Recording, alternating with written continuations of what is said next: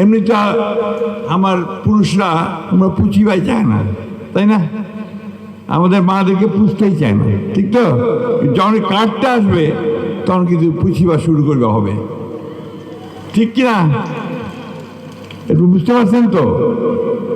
এটাই হবে আমার শক্তি।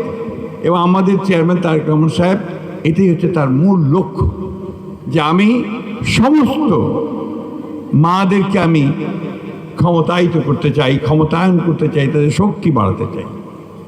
এমনিতেই আমাদের মায়েরা কিন্তু সবচেয়ে বেশি সংগ্রাম করে, একটা পরিবারের জন্য তার সংগ্রাম সবচেয়ে বেশি। ছেলে মেয়েদের টিকিয়ে মানুষ করা, টিকিয়ে রাখা, তাকে ভালো খাওয়ানোর চেষ্টা করা, তো সেই শক্তিটাকে আরো বাড়ানো। আজকে আমি জানি যে সব পারা যাচ্ছে না, অর্থাৎ একটা পাইলটিং প্রজেক্ট করা হয়েছে।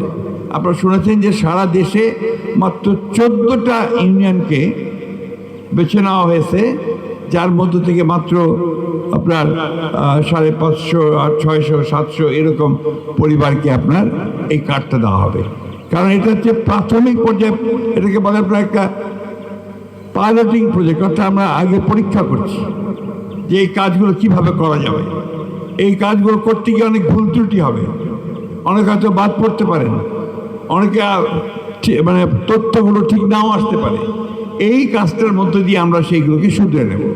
সুতরাং আপনারা মা বোনেরা যারা এখানে আছেন তারা কিন্তু সবাই এই কার্ড পাবেন। ওই আমার ডিসি সাহেব আছেন এখানে, উনিও পাবেন, মহিলা উনিও পাবেন। আবার আমার সামনে যে আমাদের বোনেরা আছে, আমার মায়েরা আছে, আপনারা সবাই এই কার্ড পাবেন। এবং এই কার্ডটা প্রতিটি ঘরে ঘরে যাবে। শুধু একটু সময়ের ব্যাপার।